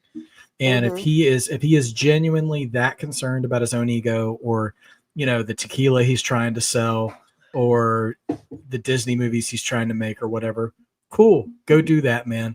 More power to you. If you want to help the business by schmoozing the TKO guys and getting a better Netflix deal, if you legit are trying to work on some partnership with New Japan, do that stuff, man. Stay off my TV. And if I ever see you on TV, then show me January 6th Dwyane, who just comes out and gets all the babyface pops and talks about how whoever the champion is at that time is doing a great job and how much money they made. I don't need to see you in a storyline ever again. Isn't January 6th something else too? I was gonna say, what did you do on January 6th? I missed that. A lot of people were talking about it. There's a lot of good people on both sides. A lot of passionate people. Rock is gonna get a full pardon. The Raw Netflix debut, I should say. So I mean, listen, I'm not saying get out of this business. I'm not. I don't do Booker T as well as AJ does, but I'm watching NXT every week, so I'm trying. But nevertheless, I don't need him out, completely, but he doesn't need to be involved in creative. I mean, and listen, Rock, I'm not trying to suggest that this was his doing, but listen, the Samoan bloodline will now never be forgotten. Okay. We've spent the last 3 years re-educating wrestling fans on how important the Samoan dynasty was to wrestling. Roman Reigns' entrance at night 1 actually was my favorite entrance of the night. Narrowly followed by El Grande Americano. The little tiles lowering down with with Yokozuna, with Alpha, with Sika. I was emotional about that. I'm like, that is beautiful. Yeah, me too. And Roman coming down by himself this time, I was like, man, that is That's legit. That's so good. And of course, it's also the wrestling history in the, really emoted by that. But so, Yep. listen, you've done a lot of good for the business too. He's not, done everything bad, but I don't need you involved in the main event title story ever again. Like, I mean, we tried and you couldn't stay committed to it for one reason or another. You dropped a bunch of breadcrumbs to get us excited about you and Cody one-on-one or you and Roman. And I feel like those times are passing. I feel like he's only got one match left in him. And if he does that, it should be Roman. I think he just needs to leave Cody alone, drop this whole soul stuff, give up on trying to be involved in Cody turning heel. Let him be a babyface until Hunter and Bruce and Nick Khan and all those guys decide it's the right time for him. Let Cody be on the Triple H side of things. And if you want to have one more match, have it with The Rock. I mean, have it with Roman and do that blow up and go ahead and pencil it in for one of the WrestleMania nights because Cena will be done at that point, allegedly. And, I mean, of course, that's what he's telling us, but we'll see. And, give him the night one main event. That's fine for not the title and do something else, man. Like, just hang that part of yourself up, dude. And if you're just coming out like the Undertaker does, the fans are going to love you forever as long as you don't say anything racist or anything like that. Well, let me tell you something, man. I thought the N-word. You mean nutrition? Right. And so he'll be fine. He'll get all the things he wants out of the WWE fan culture. I think if he just stops messing with the stories, give them one more good story, stay committed to it, make it worth their while, and then you can just do cameo appearances and put over the company, put yourself over. Everybody will love it. They'll play Sing Along with The Rock, and then you can go back to whatever movie you're working on. I mean, dude's working a Scorsese movie now. Like, so clearly that career's going better for you now, man. And I'm happy for him. Like, Andre never got a Scorsese movie. Batista hasn't done that yet. Like, that's big time stuff. So like, if that's going to be where you're going, great. Then don't keep throwing yourself in the mix of a story that they're clearly trying to work on without you. Right. And I beg of you, Dwyane, I beg of you, do not come out as The Rock, the final boss, then go backstage, live stream yourself, cracking open anything with somebody that you just are whooping up a storm. It was so aggravating. Dude, like, you gotta stop. I mean, this is professional wrestling, and you're killing me. And I gotta be honest with you.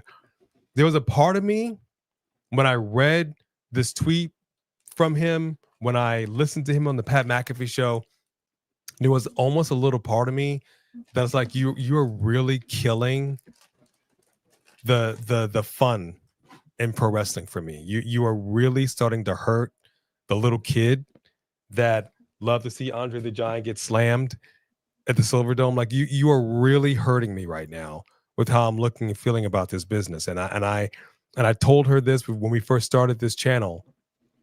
I said, I don't want to become jaded. I hate to be so deep into this, and you just know stuff now on such a level that you lose your Shawn Michaels smile and The Rock's insistence on just not coming clean. But like, yeah, you know what? Creatively, probably would have been a good idea if I was there. I just made the decision not to be there, and maybe, finessing it a little bit differently with me being there might have been the way to go. But hey, it was what it was. But we're going to get back to it. So everybody just, like, if he had just said that and moved on, I don't think I would have felt that way. I think we all, for the most part, would have been a little salty, but we would have been like, okay, cool, I get it. But you didn't do it. You doubled down. And that's where I have the problem. You pissed on all of our shoes, and you said that it was raining. And I got a problem with that. Three Diglets got a big super chat right here. Thank you, Three Diglets. Rock did the right thing. Screw Cena. I ain't making you better, and me not becoming better for making you better. I'm The Rock, the great one, the people's champ, the probable #1 top actor in all of Hollywood. Go do that thing you do, Cena. with that hand, you bum. Three Diglets is the GOAT when it comes to, he's in contention with Lauren Biggs. And Just Alex had a lot of great comments here. So yeah, that's at the end of the day. That's how I feel about it. I think The Rock hurt us. I think he hurt the business. I think he hurt WWE, and he just couldn't get over his own ego, like you said, and just come clean about it. And he just had to double down on his BS. And I hate that. And I'm sure, because again, they think wrestling fans, like I said, have a short memory. He'll come out, he'll do his bit, whatever it is, whenever it is, when he's done with his commitments, when he can find some time. When there's a writer strike. And we'll figure something out. When the next film tanks. I'm not predicting that the next film will tank. I'm just saying the next time his box office dips, he'll come back for a little ego boost, I think. And I don't say that to be mean to him. But it's facts. I think being in Hollywood as long as he has, and he's like, his main dude is a former WWE writer, Brian Gewirtz. He's surrounded by yes men. And I'm not saying that to pick on him. Many people in his industry are. And so I can imagine if I was in his shoes, it would be a little shock to the system coming back to being in the ring. And all of the sudden that sort of shock to the system of, oh yeah, these fans deliver feedback from every direction at all times. And I'm not about that. Let me go hang out with Pat McAfee and try to massage this. I'm going to be honest with you. That's a problem. Being in Hollywood, and we're going to wrap up. That's a problem. Mm-hmm. Being surrounded by yes men is not a good thing. It is not a healthy thing. You are not grounded in reality. And I say this all the time about people in Hollywood. They have a very fragile ego. They're in a bubble. All right. They put themselves in a bubble and they float around in reality, never touching down on the ground. And you have the yes men to make sure that the people, the fans, the critics with their pins don't pop that bubble. No. Let's keep them up. No, you're doing great. You're not doing them a service. You're doing them a disservice. And as such, because they're no longer grounded in reality, they're out of touch with the fans that are in reality, the fans that are going to the theaters. It's expensive to go see a movie now. It's not like it was 20 years ago. It is expensive to go to a WWE show. And because you're no longer grounded in reality, you're not giving the fans what the fans need. Good, creative storytelling with a beginning, a middle, and an end. You're doing it with the ego, and thinking that is raising the bar and that's all that the people need. And it isn't. You're giving it to us on a garbage can lid. How many times do your movies have to come out where it doesn't hit the mark? It doesn't quite hit. And we saw the Jungle Cruise. We didn't have a huge issue with it. But it wasn't great, but it wasn't great, but it didn't hit the mark that it was supposed to hit. His movies have not been hitting that mark. There's a reason for it. Well, do hit the mark. Yes. But what I'm saying is, if you're not going to reset, if you're not going to honestly take a good hard look, he did that once when he got into Hollywood and he lost all the weight and he was doing these other films and he had a whole different creative team. And he says, you know what? This isn't working. They fired everybody, retooled, and then he became more successful in Hollywood.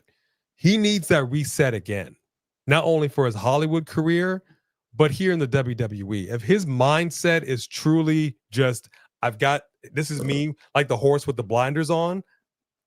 And like you said, if you're back in the WWE and the WWE fans, wrestling fans are letting you know, this is bullshit. You need to listen. We're paying enough money that you need to listen, and you should have been there. The bottom line is you should have been there at the end of night 2 of WrestleMania. That's the bottom line. The bottom line is you should have said, yeah, I should have been there. I wasn't. I effed up. My bad. And I'll make it up to you. That's what you should have did, and you didn't. Have a good night, Alex. Okay, so a whole bunch of people are leaving because we've been in here for 2 hours. Yes. Just complaining about The Rock. And I appreciate everybody who came in here. I appreciate everybody who gave their 2 cents. Appreciate those who came in and listened, because there are a few people who came in just so pissed off that they can't even listen to what others have to say. I have no I'm okay problem with that. listening to what you have to say, but if you can't hear anything and you're just so far up the rock's butt that it's everything else is dark for you, then there's no way to have a conversation with you. So, and if that's the case, then You can listen to this Jimmy, is but you not can't hear the Jimmy. place for you. But on that note, I think that everybody, you know, feels how they feel. They have their reasons for being in their feelings. I understand people who just are such a big fan of his that they are just going to defend him. Everybody has their people that they're just so fans of. They want to defend him no matter what. And I was one of those people up until this point trying to defend him. But I think I agree with Steven at this point that it's better for you to just stay on the outside than to come up in here and start stuff you can't finish. Don't put your name in stuff that you're just too big and famous for us now. Fine, then stay out there, contribute on the back end, but don't come in here and get people's hopes up just to dash their dreams, then get upset about it and then tell us to calm down because it's just a work, because then you're acting like Ronda Rousey and you're disrespecting the business that you say that you love. And that doesn't help anybody in any way. You're not helping us by doing that. So, and if that was the case, why'd you use your social media like you did last year to push your storyline? Like you've got to pick a lane and get in it and stay in it. That's all I'm saying. And at this point, we're okay with you. I agree with Steven that the only thing we'd want to see from you this point is you and Roman. I think that would be good if you did that before he retired. But at the end of the day, this is just what it is. And I think that we can just say that we don't want to keep talking about this come Friday night SmackDown. We'd like to move on. So I think we were just trying to all get it out so we can move on. I will never move on from this. You are going to we move on have from one more this. super chat that we want to read, but before we do, Wow, Steven, where can they find you? Yeah, hey, I'm on YouTube, Marked by Wrestling. Please subscribe. We had a lot. We've been having a lot of fun as A and B. We're at WrestleMania. We lived through those 2 nights of Mania together. We are doing NXT every single week. We are slowly growing towards super chat status. So every like and view I can get, I'm there. I'm appreciative for. We just dropped a video this week, me and my other 3 Mick Foley personalities. I don't know why I say we, it's just me. But where I created, I'm not calling it a prediction because I'm not actually banking on it, but basically at the end of WrestleMania 10, 20, 30, and 40, all 4 of those WrestleManias end with some big conquering hero who's kind of like the new face of the company. Sometimes it works, sometimes it doesn't. And so I just analyzed what did those people have in common? What did Bret Hart, Eddie Guerrero, Daniel Bryan, Cody Rhodes, what do those guys have in common? What were they doing in the past? And tried to use that information to make a soft prediction as to what could that mean for WrestleMania 50. it was a good video. I like it was fun, and I'm honestly more than anything just as interested as you guys, like hearing that concept and then telling me who you think that applies to. I offered 3 choices I think are viable, but we'll see what happens. And but yeah, and before I shut up, Becky, I didn't have anything to do with this, but part of me though, and hearing you tonight, like I kind of want to apologize like for The Rock, because like I know how you and I kind of rank him a little differently in our personal, rankings of him as a performer. And like it just sucks, and I feel sympathy for you being such a big fan of his to like have to kind of endure some of this nonsense as someone who has rode for him for so long and like really repped him and stuff. And like honestly, it's I think like fans like you even deserve better more than me for that. Like I agree. Yeah, I mean like so I just want you to know that like I hate that for you too, because like you deserve better as one of his ride or die fans too. You deserve better. All right, we got the biggest single super chat of the night right here by none other than 3 Digglers. This is a big one, and I gotta go ahead and say it the way I gotta say it. We only matter when they're thanking us at the Hall of Fame. When they're on podcasts, the internet is make-believe and we don't matter. Remember that. When you perform in the ring, your performance is mine.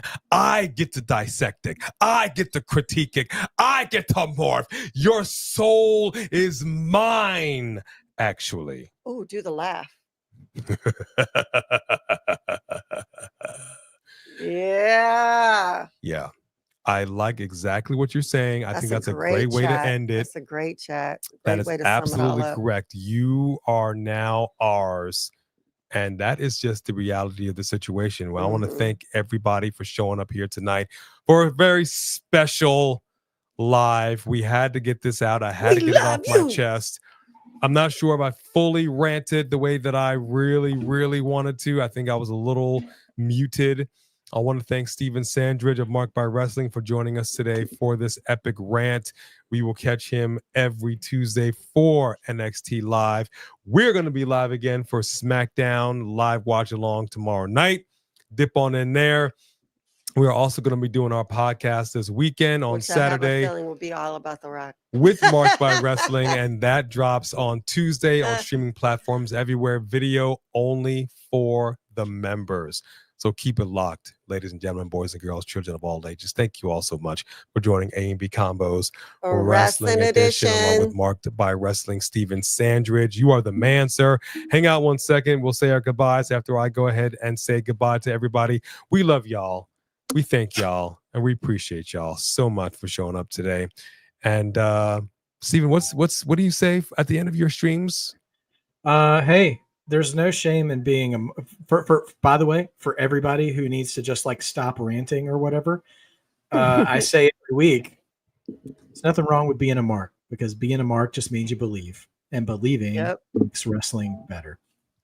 Believe. Believe. All right, everybody. Have a great there's night. One more chat you got to read. What? One more super chat? Diglets, one more. No, he didn't.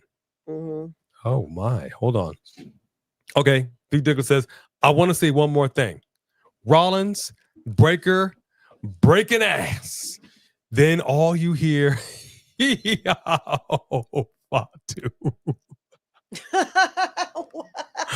My God, the fans go crazy. Fatu. Wow. Hee-ha-ho, Fatu. All gas, no brakes. All gas, no brakes. I love you, Three Diglets. Your super chats are fantastic. Oh my gosh. I do want to do a quick apology again. Like I said at the beginning of this video, I didn't get a chance to go through everybody's chats like I normally would. Please forgive me. This was a different live than we do normally. We will be going through our chats, of course, and reading them and interacting with you guys more for tomorrow night's Friday Night Smackdown live watch along. So please forgive us. Thank you all so much. Thank you, Three Diglets, for those big super chats. Three Kings, thank you. Everybody have a great night. God bless you and good night.